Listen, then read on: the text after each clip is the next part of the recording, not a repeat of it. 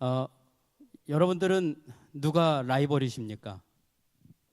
혹시 라이벌, 내가 생각하는 라이벌 있나요? 라이벌이 없어요? 저는 요즘 라이벌이 하나 생겼는데요. 공씨예요. 공자? 공유요.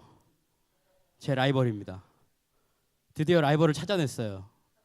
공유가 제 라이벌이 됐어요. 드디어. 예. 이게 웃는 게 좋아서 웃는 거죠? 다들 굉장히 좋아하시는 것 같네요. 우리 자매들 라이벌 혹시 있으신가요? 누구요? 뭐 점심 때 뭐 안 먹었어요? 왜 대답이 없어요? 누가 라이벌이에요? 어, 우리가 보통 라이벌 하면 이제 제가 앞에 공유라고 제가 제 라이벌 얘기했는데 사실은 제정신이 아닌 거죠. 제가 공유랑은 라이벌이 안 돼요.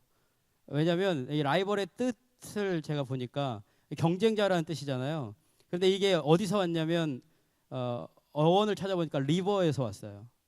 강물이라는 뜻에서 라이벌이 왔는데, 그러니까 뜻을 따져보면 어떤 뜻이냐면 같은 강물을 먹고 사는 사람에서 라이벌이 나온다는 거예요. 그러니까 같은 업종이나 같은 직업이나 혹은 같이 사는 사람들 사이에서 라이벌이 생겨요. 생전 보지도 못한 사람이랑 라이벌이 되겠습니까? 사실은 제가 공유를 라이벌로 생각하는 건 제정신이 아닌 거예요. 왜냐하면 저랑 같은 업종에 있는 사람도 아니고 비교 대상도 아니잖아요. 그렇기 때문에 이 라이벌 하면 같은 업종 혹은 같은 지역에 있는 사람. 그래서요, 우리 자매들이나 형제들이 괜히 무슨 뭐 온누리교회 청년부랑 갑자기 라이벌 관계가 생기지 않아요. 우리 교회 안에 있는 청년들끼리 라이벌이 되고 우리 교회 안에 있는 사람들끼리 라이벌이 생기기 마련이에요. 같은 강물을 먹기 때문에 그렇다라는 거예요. 그런데 오늘 우리들이 읽은 말씀에 보니까요. 오늘 우리들이 읽은 말씀에 보면 사실 라이벌 같은 관계가 등장을 하는데 전형적인 라이벌이 아니에요. 이 둘의 관계가 굉장히 묘하죠. 성경이 우리들에게 전혀 다른 관계를 보여주는데 그것이 무엇인지 우리들이 좀 같이 말씀을 통해서 나눠봤으면 좋겠습니다. 오늘 말씀 22절에 보면요, 이렇게 나와 있습니다. 그 후에 예수께서 제자들과 유대 땅으로 가서 거기 함께 유하시며 세례를 베푸시더라라고 나와 있습니다. 지금까지 이 요한복음 1장부터 3장까지 큐티를 해보신 분들은 아시겠지만 세례 요한이 사역했던 곳은 어디냐면 유대 광야예요. 그 예수님이 사역하셨던 곳은 어디냐면 갈릴리하고 성전입니다. 그런데 오늘 말씀에 보니까요, 유대 땅으로 드디어 예수님이 들어오시면서 요한과 세례 요한과 예수님이 같은 강가에 서게 되는 장면이 나와요. 그러니까 분위기가 심상치 않죠. 말하자면 새롭게 떠오르는 라이징 스타인 예수님이 그 지역의 터줏대감인 세례 요한이 있는 지역에 갑자기 등장한 거예요. 심상치 않은 분위기가 펼쳐지고 있습니다. 이어지는 23절에 보면 요한도 살렘 가까운 에논에서 세례를 베푸니 거기 물이 많음이라 라고 얘기하고 있는데요. 말씀을 보면 유대에서 세례 요한도 예수님이 등장하실 때까지 여전히 세례를 베풀고 있었다라는 거예요. 예수님도 그 강가에서, 세례 요한도 그 강가에서 같이 세례를 베풀고 있다. 아까 우리들이 얘기했던 것대로 강가에 서 있는 라이벌 두 사람이 등장을 하는 거예요. 그런데 이때 예수님을 찾는 무리보다 세례 요한을 찾는 무리가 훨씬 많았더라면 별로 문제가 되지 않아요. 아니, 숫자가 비슷했더라도 별로 문제가 되지 않았을 거예요. 그런데 성경에 보니까 세례 요한에게 오는 사람은 갑자기 확 없어져 버렸어요. 그리고 예수님한테 사람들이 다 가요. 그러니까 세례 요한의 제자가 허겁지겁 세례 요한에게 찾아와서 이렇게 얘기를 합니다. 라삐여, 선생님과 함께 요단강 저편에 있던 자, 곧 선생님이 증거하시던 자가 세례를 주매 사람들이 다 그에게로 가더이다. 뭐라고요? 사람들이 다 그 사람에게 갔습니다 라고 허겁지겁 달려와서 지금 막 분노에 차가지고 선생님 세례 요한한테 막 얘기하는 겁니다. 요즘 이 정치인들 이합 집산이 아주 한창이죠. 근데 여러분 정치인들 보시면요, 어제까지 굉장히 동지였잖아요. 그런데 갑자기 오늘부로 당이 딱 바뀌면 서로 엄청 욕하잖아요. 그죠? 잡아먹을 듯이 막 욕합니다. 또 뭐 한 명이라도 이렇게 뺏기면 빼앗긴 사람도 욕하고 빼앗아간 사람도 욕해요. 여러분 한번 잘 생각해 보세요. 정치인들도 한 명, 두 명 뺏기면 그렇게 목숨을 거는데, 사실은 세례 요한을 쫓아다니던 사람들이 세례 요한한테 뭐라고 그랬냐면, 당신이 혹시 메시아 아닙니까? 당신의 가르침은 정말 놀랍습니다. 당신 정말 최고군요. 막 이렇게 지켜 세우던 사람들이에요. 그런데 갑자기 예수님이 나타나니까 세례 요한의 곁을 떠나가지고 전부 다 예수님한테 가버린 거예요. 얼마나 황당하겠어요. 게다가 예수님, 그러니까 자기의 무리들을 다 빼앗아간 예수님이 누구냐 곰곰이 따져보면, 여러분 세례 요한은 어떤 가문 사람입니까? 제사장 가문 사람이에요. 어머니 아버지가 전부 다 제사장 가문 출신 사람들이에요. 어머니 아버지 이름이 뭐죠? 어머니는 엘리사벳, 아버지는 사가랴, 둘 다 제사장 가문이에요. 그러니까 제사장 출신의 사람이라는 거예요. 가문도 대단하죠. 유대 사회는요, 우리나라처럼 연장자에 대한 우대가 굉장히 철저합니다. 그런데 세례 요한이 예수님보다 몇 개월 먼저 태어났죠? 몇 개월 먼저 태어났죠? 6개월 먼저 태어났습니다. 여러분 우리나라도 요즘 뭐 빠른 뭐 97, 뭐 빠른 뭐 98 막 이러면서 엄청 나이 따지잖아요. 그런 것처럼 이스라엘 사람들도 조금만 빨라도 엄청 따져요. 그런데 유대에 있는 이 연장자 순으로 따지자면 세례 요한이 앞서거든요. 그리고 먼 친척 관계예요. 먼 친척 관계니까 사실은 예수님이 동생이에요. 게다가 사역도 세례 요한이 먼저 시작했거든요. 그러니까 세례 요한의 곁을 떠나가지고 예수님한테 다 몰렸다? 이거 정말 납득이 안 되는 일이에요. 만약에 저 같았으면 제일 먼저 뭘 했을 것 같으세요? 내가 만약에 세례 요한 같은 상황을 만났다, 그럼 뭘 먼저 했을 것 같아요? 제가 먼저 밑에서 여론을 만들어야 돼요. 예수가 뭘 했다더라 그러면서 나쁜 소문을 막 퍼뜨리고 논란을 만들어가지고 예수님을 공경에 빠뜨려서 나한테 사람이 다시 올 수 있도록 그렇게 만들었을지도 몰라요. 제가 속이 원청 좁아가지고 그랬을 것 같아요. 그런데 세례 요한이라는 사람이 오늘 말씀에 보니까 그런 일을 했다라고 전혀 나와 있지 않고, 도리어 분노에 차가지고 예수님께 제자들이 다 가더이다 막 항변하고 있는 제자를 향해서 한마디 얘기가 없어요. 그리고는 뭐라고 얘기하냐면 내 역할이 무엇인지에 대해서만 얘기를 해요. 그리고 그의 삶이 누구를 가리켜야 되는지에 대한 그 삶의 본분에 대한 얘기들만 쭉 늘어놓아요. 더 재밌는 것은 여러분, 이 지점에서 성경이 이 세례 요한의 삶에 대해서 아주 의미심장한 말씀 한 구절을 거기에 딱 넣어 놓았어요. 표현을 해놨습니다. 24절에 보세요. 24절에 보면 요한이 아직 옥에 갇히지 아니하였더라 라고 말씀하고 있습니다. 요한이 아직 옥에 갇히지 아니하였더라. 여기에 등장하는 이 갇히다라는 이 단어가 굉장히 흥미로운 단어인데요. 이 단어의 원어 헬라어를 보니까요, 엔베블레메노스라는 단어예요. 그런데 이 단어의 원래 뜻은 뭐냐면 던져져 있다라는 뜻입니다. 던져져 있다. 그러니까 이게요, 이 문법으로 따지자면 좀 어렵지만 완료 수동태 분사예요. 완료 수동태 분사라는 건 완료되기까지 계속 뭔가를 하고 있는 거예요. 그리고 그게 누군가에 의해져서 되는 거예요. 그러니까 이 말씀을 우리들이 잘 풀어보면, 자, 요한이 자신에게 주어진 시간을 허비하지 않고 그 하나님께서 자기에게 주신 사명이 이루어질 때까지, 그것이 완료될 때까지 목숨을 걸고, 그리고 타인에 의해서 옥에 갇혀 던져지기까지 하나님께서 주신 사명을, 임무를 끝까지 완수하는 그런 인생이다라는 것을 성경이 지금 우리들에게 표현해주고 있다라는 거예요. 그러니까 주의 부르심을 쫓아 주어진 일에 최선을 다하다가 마침내 적대자의 손에 붙잡혀가지고 나중에 세례요한이 어떻게 죽죠?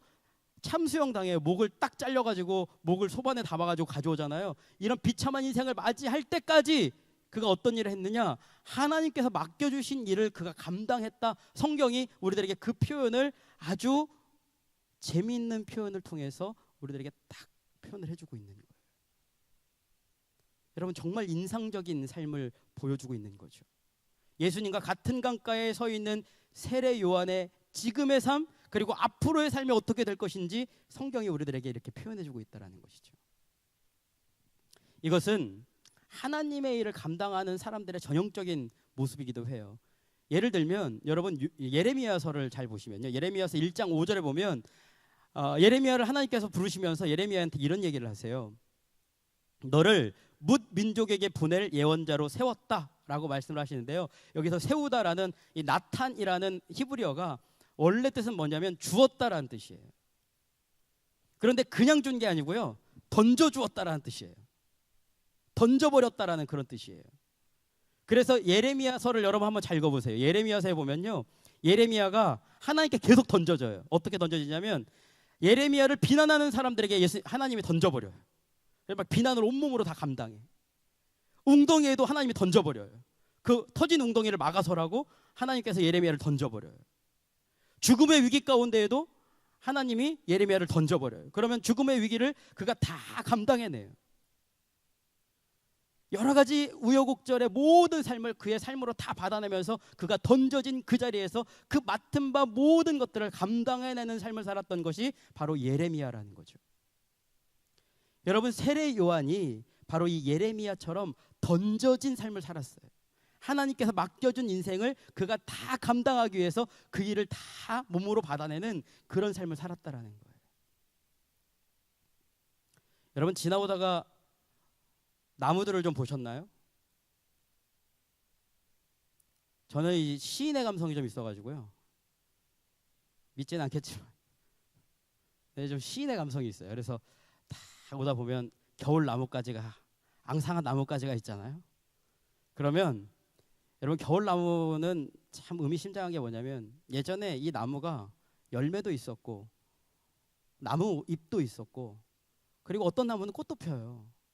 그런데 그걸 다 잃어버렸어요. 다 없어져 버렸어. 그리고는 이 나무가 겨울바람에 그냥 혼자 서 있어요. 그러면 이 나무를 한번 잘 생각해 보세요. 나무가 겨울바람이 막 불 때 어떤 나무도 야, 내가 나무인데 나한테 바람이 불어, 나 못 참아, 그러고는 바람에 딱 맞서는 나무는 없어요. 바람이 불면, 바람이 불고 싶은 대로 불면 그 불고 싶은 대로 부는 바람에 자기의 몸을 맡겨요. 그래서 그 몸이 이렇게 바람에 따라 계속 움직이죠. 그리고 나무를 보면요, 하늘을 향해서 그 나뭇가지를 쫙 높이 들고 있어요. 그리고 하늘을 바라봐요. 그리고 추운 겨울 날씨를 눈도 비도 바람도 다 자기 몸으로 견뎌내요. 저는 꼭 신앙이 겨울 나뭇가지 같아요. 여러분, 겨울 나뭇가지가 그 추운 겨울을 잘 견디고 나면 거기에 뭐가 열리죠? 새순이 돋아요. 나뭇잎이 열리고 거기에 꽃도 피고 다시 열매를 맺어요. 신앙도 똑같죠. 여러분, 우리들에게 맡겨준 삶, 그것이 어쩔 때는 춥고 견디기 힘들고 외롭고 고독할 수 있어요. 그런데 그것을 다 견디고 나면 거기에 하나님이 만들어 가시는 열매와 잎사귀와 꽃들이 우리들의 인생 가운데 다 펼쳐진다라는 것이죠. 그래서 오늘 세례 요한의 삶을 보니까 꼭 겨울 나무와 같은 그런 삶을 살아갔던 그런 모습을 우리들에게 보여주고 있다라는 것이죠. 여러분, 어떻게 우리가 똑같은 인간이었던 세례 요한은 이런 삶을 살 수 있었을까? 대단하지 않습니까? 어떻게 이런 삶을 살 수 있었을까요? 세례 요한이 살았던 시기를 따져보면요, 굉장히 복잡해요. 세례 요한이 있었던 시기에는요, 원래 대제사장은 한 명만 있게 되어 있거든요. 그런데 성경에 보면 대제사장이 2명 있어요. 안나스하고 가야바 2명이에요. 물론 한 명은 사위긴 하지만 둘이 같은 역할을 했어요. 게다가 로마가 이스라엘을 식민지로 잡고 있죠. 그러니까 식민지에 누구를 보내냐면 분봉왕을 세워요. 분봉왕들이 막 계속 바뀌니까 정세가 굉장히 어지럽습니다. 이런 어지러운 상황 가운데 하필이면 거기에 아주 신실하고 경건한 사람들 엘리사벳과 사가랴라는 이 두 부부가 살았는데 이게 바로 세례 요한의 어머니 아버지예요. 경건하니까 하나님 잘 믿었으니까 인생이 잘 돼야 되잖아요. 그런데 이 사람들의 인생이 잘 됐습니까? 아니요. 어지럽고 힘든 상황 가운데 이 사람들에게 자식이 없어요. 이스라엘 사람들에게 자식이 없다라는 의미는요, 저주받았다라는 의미와 똑같은 의미를 담고 있습니다. 그러니까 경건한데 그 어지러운 세상에 신앙을 잘 지키고 사는데 이 사람들은 비참한 인생처럼 사람들이 낙인 찍은 그런 인생을 살아갔던 거예요. 그런데 그 인생 가운데 하나님이 찾아가셨어요. 그리고는 천사를 보내셔서 사가랴가 기도하고 있는 중에 뭐라고 말씀하시냐면 네 간구함이 들렸다라고 말씀하세요. 너의 간구함이 들렸다. 너의 간구함이 들렸다. 그리고는 너에게 아들을 주겠다 라고 말씀을 하시고 주신 아들이 누구라고요? 세례 요한입니다. 세례 요한을 주셨어요. 그리고는 세례 요한을 딱 주시면서 세례 요한의 사명을 한마디로 딱 얘기해 주셨어요. 여러분 누가복음을 보면요, 이 세례 요한의 사명 누가복음 1장 17절에 이렇게 나와 있습니다. 그가 또 엘리야의 심령과 능력으로 주 앞에 먼저 와서 아버지의 마음을 자식에게 거스르는 자를 의인의 슬기에 돌아오게 하고 주를 위하여 세운 백성을 준비하리라. 그러니까 한마디로 얘기하면 예수님이 오심을 준비하는 사명을 세례 요한에게 딱 주셨다라는 거예요. 저는요, 위로 누나들이 4명 있어요. 굉장히 복된 인생 아닙니까? 우리 와이프 보고 나의 인생을 구원하기 위한 선교사를 하나님이 보내셨다고 너무 불쌍해서 딸 넷이 있는 집에 아들 하나 집에 그게 게다가 목사인 집에 누가 시집 오겠냐 그래서 하나님 보내신 선교사라고들 얘기를 많이 하는데 막내 누나 낳았을 때는요 아버지가 병원에 가시지도 않았대요. 그러니까 어머니가 얼마나 한이 됐겠어요. 그러니까 어머니가 태어나시자마자 바로 새벽전단에 가가지고 기도를 하기 시작한 거예요. 하나님 아들만 주시면 제가 하나님께 바치겠습니다 라고 얘기를 하신 거예요. 저랑 동의를 할게요 안 할게요? 나랑 한마디 동의도 없이 내가 목사 한다 그랬나? 나랑 동의도 안 하고 서원을 하셨어요. 그리고는 제가 낳았을 때부터 어머니가 뭐라고 하셨냐면 너는 나중에 커서 목사가 돼야 된다. 알아듣지도 못하는 애한테 찬송가 불러주시고 성경책 읽어주시고 잘 때 맨날 널 사랑하심 맨날 불러주시고 경부가 너는 나중에 목회자가 돼야 된다. 새벽기도 맨날 데리고 가시고 새벽기도 끝나고 나면 경부가 나중에 좋은 목사가 돼야지. 그러고 맨날 가르쳐 주셨어요. 대학 들어갈 때까지. 그래서 제가 어디 갈게요? 신학대학에 갔어요. 제가 동의했다고요? 저 동의 안 했어요. 근데 어머님이 그냥 그렇게 하라 그러니까 그런 줄 알고 대학 갔다가 엄청 고민 많이 했습니다. 여러분 특별한 경험을 통해서 낳은 자식은요 특별한 교육에 가게 마련이에요. 세례 요한이 부모님께 어떤 교육을 받았을까요? 경건한 엘리트 제사장 가문이었던 사가랴와 엘리사벳이 하나님께 이 아들의 사명을 들었어요. 아들의 사명이 뭐냐면 주님의 오심을 준비하는 사람이에요. 그러니까 이 아들에게 어떤 교육을 했을 것 같아요?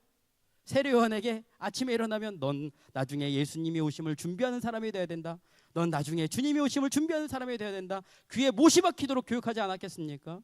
여러분 유대인들이 교육하는 거 보셨어요? 유대인들이 교육하는 거 보면요 토라 뭐 쉐마 이런 책들을 위에다가 한 장 읽고 나면 그게 달다라는 거 가르쳐주기 위해서 책 끝에다가 꿀을 발라놔요. 다 읽고 나면 꿀 딱 빨아먹게 만들어놔요. 그렇게 교육을 철저하게 시키는 사람들이에요. 그 사람의 중심에 있는 제사장 가문이었던 사가랴와 엘리사벳이 세례 요한의 교육을 어떻게 했을까? 엄청 철저하게 했겠죠. 철저하게 했으니까 세례 요한이 어디서 살았어요? 빈들에 나가서 살았어요. 아무런 보호도 없는 그 빈들에 나가서 고독과 아픔과 두려움 가운데 내 인생은 하나님밖에 의지할 게 없구나라는 것을 알게 하는 그 철저한 교육을 그에게 시키면서 세례 요한은 나름대로 자기의 인생을 거기에서 아주 완벽하게 준비하는 그런 과정을 보낸 거예요. 그래서 요한복음 1장 23절에 보면 세례 요한한테 와가지고 당신이 누굽니까? 엘리야입니까? 아니면 메시아입니까? 사람들이 막 높이는데 이 사람이 뭐라고 얘기하는지 한번 들어보세요. 23절에 보면 이렇게 나와 있습니다. 이르되 나는 선지자 이사야의 말과 같이 주의 길을 곧게 하라고 광야에서 외치는 자의 소리로라 하니라. 그러니까 다른 말로 하면 나는 주님의 오심을 준비하는 길을 내는 사람이다. 부모님이 교육했던 그대로, 부모님에게 하나님께서 말씀해 주셨던 그대로 그가 사람들에게 고백하고 있어요. 하나님께서 자기에게 주신 말씀 그대로 그 말씀을 자기의 삶으로 받아서 그 삶으로 그의 인생에 주신 사명을 증거하고 있다는 거예요. 뿐만 아니라 혼란스러운 종교 상황과 어지러운 정치 상황을 그의 눈으로 쫙 봐요. 그리고는 그 상황에 예수님을 만나고는 단번에 예수님이 누구인지를 알아봐요. 그리고 이분을 위해서 내가 준비해야 되겠다. 그리고 그의 길을 쫙 열어주는 그런 인생을 우리들에게 보여주죠. 자신을 높이려 하는 사람들에게 자기를 뭐라고 표현하냐면 나는 소리입니다 라고 얘기해요. 여러분, 저는 이 구절이 참 멋진 말씀인 것 같아요. 나는 소리입니다. 여러분, 소리는요 영원하지 않아요. 한번 하고 나면 언제 그러냐는 듯이 없어져 버려요. 그러니까 세례 요한은 자기를 위해서 기념비를 세우지 않고 자기는 그냥 한낱 지나가 버리는 소리에 불과합니다. 나는 그냥 소리입니다 라고 얘기했어요. 제가 이 말씀을 들으면서 이런 생각이 들었어요.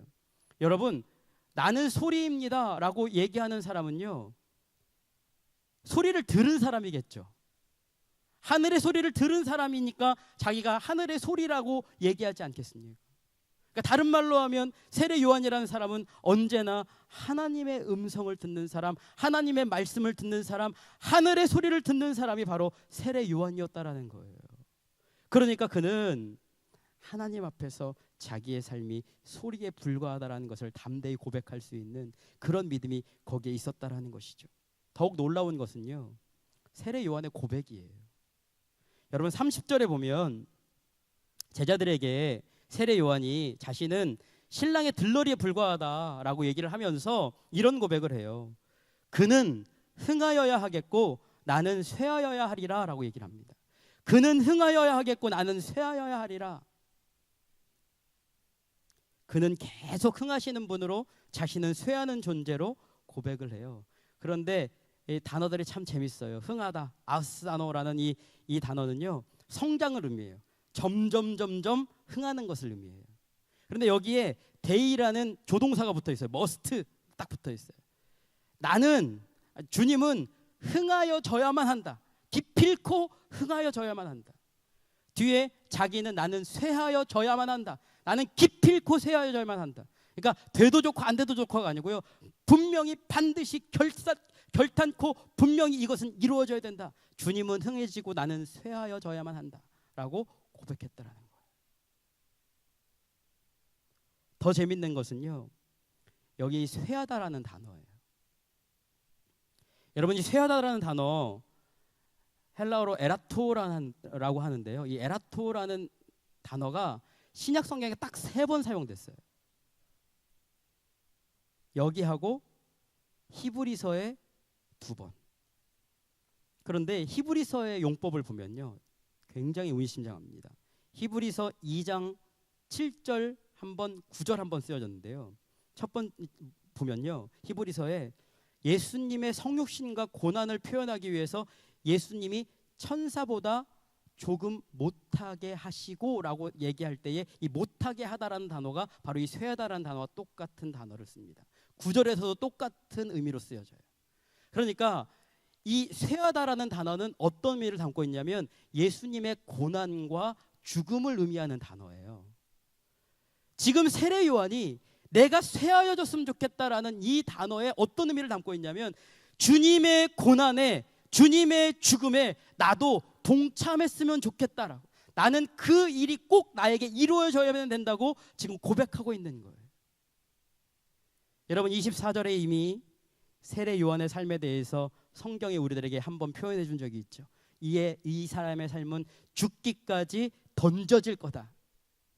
이 사람이 죽음을 감당할 때까지 이 사명을 감당하게 될 것이다라고 이미 표현해 줬어요. 그런데 24절의 말씀이 어디에서 지금 세례 요한의 고백으로 응답되어지고 있냐면 30절에 나는 주님의 고난에 동참할 수 있는 그 쇠함을 내가 받겠다라고 얘기하면서 지금 세례 요한이 그 일을 감당하고 있다라는 거예요. 여러분, 이 24절과 30절의 큰 두 물줄기가 하나의 흐름을 만들어내죠. 세례 요한이라는 사람을 바라보면서 하나님이 세례 요한의 삶에게 어떤 계획을 하셨고 세례 요한은 그 계획을 어떻게 몸으로 받아내고 있는지 성경이 우리들에게 이 말씀을 통해서 쫙 보여주고 있어요. 그리고 이 성경 말씀이 우리들에게 세례 요한의 순종에 대해서 조금 더 입체적으로 다가와요. 31절에 보면 위로부터 오시는 이는 만물 위에 계시고 땅에서 난 이는 땅에 속하여 땅에 속한 것을 말하느니라 라고 말씀을 하고 있어요. 여기 보면 위에서 오시는 분 그리고 땅에 속한 사람 두 개를 대조해서 우리들에게 딱 보여주죠. 그런데 위에서 오신 분은 우리들이 잘 알 수 있어요. 예수님을 뜻하죠. 그러면 땅에서 난 사람을 대조했는데 땅에서 난 사람은 누구일까요? 땅에서 난 사람은요 세례 요한이 아니에요. 세례 요한은 원래 1장에 보면요 하나님에게서 보냄을 받은 사람으로 표현하고 있어요. 1장 6절에 1장 33절에 1장 3장 27절에 보면 하늘로부터 보냄을 받은 사람이라고 표현해요. 그러니까 이 사람은 땅에서 난 사람이 아니에요. 땅에서 난 사람은 누구냐면 그 당시 유대인들 그리고 헬라인들 또 헬라파 유대인들 이 사람들을 미혹하기 위해서 사람들이 거짓 가르침을 막 얘기해요. 야 이게 진짜 복음이다. 이게 진짜 가르침이다. 이게 인생의 진수다라고 얘기하면서 거짓 가르침을 가르쳐주는 많은 사람들이 있었고 그것 때문에 많은 사람들이 미혹함을 받았어요. 그러니까 땅에서 온 사람들은 어떤 사람들이냐면 바로 그때 거짓 가르침을 얘기하던 그런 사람들 바로 그 사람을 얘기해요. 성경이 이 두 가지의 가르침을 우리들에게 딱 보여주면서 야 세례 요한이라는 사람은 하나님께 부름받아서 하나님의 일을 감당하기 위해 그 사명을 감당하기 위해서 죽기까지 순종했는데 너희들 이 두 가지의 가르침에서 뭘 선택할래? 라고 지금 우리들에게 묻고 있다라는 거예요. 성경이 우리들에게 31절 이후로부터는 우리들한테 묻는 질문이에요. 야 하늘로부터 보내신 예수님의 말씀을 믿고 그것을 네가 순종함으로 받아낼래? 아니면 땅에서 세상이 얘기하는 세상이 우리들을 미혹하는 그 이야기들의 귀를 기울이면서 그 세상의 방법대로 살아갈래? 라고 우리들에게 지금 묻고 있다라는 거예요.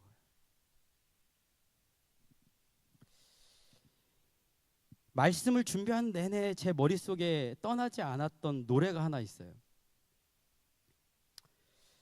그것은 이 안중근의 일대기를 그린 뮤지컬 영웅에 나오는 노래인데요. 그 노래의 제목은 바로 장부가입니다. 장부가의 가사는 이렇게 돼요. 한번 가사를 같이 볼까요? 하늘에 맹세한 장부의 큰 뜻, 내게 남겨진 마지막 시간, 내가 걷던 이 길 끝까지 가면 이룰 수 있나 장부의 뜻. 하지만 나는 왜 머뭇거리나 하나님 앞에서 무엇이 두렵나. 그리고는 이제 후렴포가 탁 시작이 돼요. 장부가 세상에 태어나 이러면서 큰 뜻을 품었으니 죽어도 그 뜻 잊지 말자. 하늘에 대고 맹세해 본다. 하늘이시여 도와주소서 우리 꿈 이루도록. 하늘이시여 도와주소서 우리 뜻 이루도록. 이런 노래가 이제 쭉 나와요. 이 노래는 1909년 10월 26일 날 안중근이 하얼빈에서 거사를 치르기 전에 쓴 편지를 바탕으로 지어진 노래예요. 그런데 안중근이 그 당시에 이 글을 쓰면서 이렇게 편지에 표현하고 있어요. 그때 나는 홀로 방 안의 희미한 등불 아래 차디찬 침상 위에 앉아 장차 할 일을 생각했다. 그리고 비분강개한 마음을 이길 길 없어서 시 한 수를 지었다. 그리고 나오는 이 시가 바로 이 노래가 만들어진 장부가라는 시귀예요. 그 사진을 한번 같이 보겠습니다. 이렇게 쓰여져 있어요. 장부가 세상에 처함이여 그 뜻이 크도다. 때가 영웅을 지으며 영웅이 때를 지으리로다. 천하를 크게 바라보며 어느 날에 업을 이룰고 동풍이 점점 차가워지며 장사의 의기는 뜨겁도다. 분개함이 한 번 뻗치니 반드시 목적을 이루리로다. 도적쥐 이등이여 그 목숨 어찌 사람 목숨인고 어찌 이에 이를 줄 알았으리요. 사세가 고연하도다. 동포여 동포여 속히 대업을 이룰지어다 라고 편지를 쓰면서 이제 하얼빈에서 거사를 치러요. 그리고는 이또 히로부미를 죽이고 난 다음에 안중근이 이렇게 외쳤다고 해요. 하나님, 포악한 놈을 처단할 수 있게 해주셔서 감사합니다 라고 외쳤다고 그래요. 큰 뜻을 이루기 위해서 자신의 삶을 다 바치는 삶을 보면 안중근의 삶과 세례 요한의 삶이 묘하게 오버랩돼요. 큰 뜻을 이뤄가는 사람, 그리고 그 큰 뜻을 이뤄내는데 자기의 목숨을 마다하지 않고 그 목숨을 내놓는 그 사람. 세례 요한 역시 예수님의 길을 예비하기 위해서 자신의 온 삶을 내던졌죠. 자신의 삶의 시작부터 감옥에 갇히고 목숨을 다하는 그날까지 주님을 가리키기 위하여 자기의 온 삶을 내놓았던 사람이 바로 세례 요한이라는 거예요. 하나님께서 오늘 이 시대에 2017년도를 열어주시면서 우리 젊은이 예배 공동체를 향해서 이 세례 요한의 삶을 딱 보여주면서 우리들에게 초대하고 계시는 것 같아요. 너희들이 21세기 장부가를 불러보지 않겠느냐. 하나님의 큰 뜻을 이뤄내기 위해서 세례 요한처럼 하나님을 가리키는 인생, 하나님이 흥하실 수만 있다면 나는 내 목숨을 다 내던져서라도 쇠함을 받아낼 수 있는 그런 인생 살지 않겠니? 라고 우리들에게 지금 묻고 계시다라는 것이죠. 그리고 여러분, 대한민국의 미래는 여러분들에게 달려있고요. 대한민국의 미래는 기도하는 사람들의 손에 달려있고요. 대한민국의 미래는 여러분들이 어떻게 하나님의 뜻을 이뤄가느냐에 따라 달라질 수 있다는 거예요. 절대로 정치인들이, 절대로 세상의 호사가들이 이 땅을 바꿀 수가 없습니다. 기도하는 사람이 바꿀 수 있고요. 예수님을 믿는 사람이 바꿀 수 있고요. 예수님 안에서 올바른 정의를 세워가는 사람이야말로 진짜 이 나라를, 또 이 민족을, 우리 교회 공동체를 구할 수 있는 그런 사람이 될 줄로 믿습니다. 오늘 세례 요한의 삶을 통하여서 여러분들을 그 삶으로 초대하시는 예수님의 부르심에 아멘으로 응답하는 여러분들의 삶이 되시기를 주님의 이름으로 부탁드립니다. 같이 기도하겠습니다.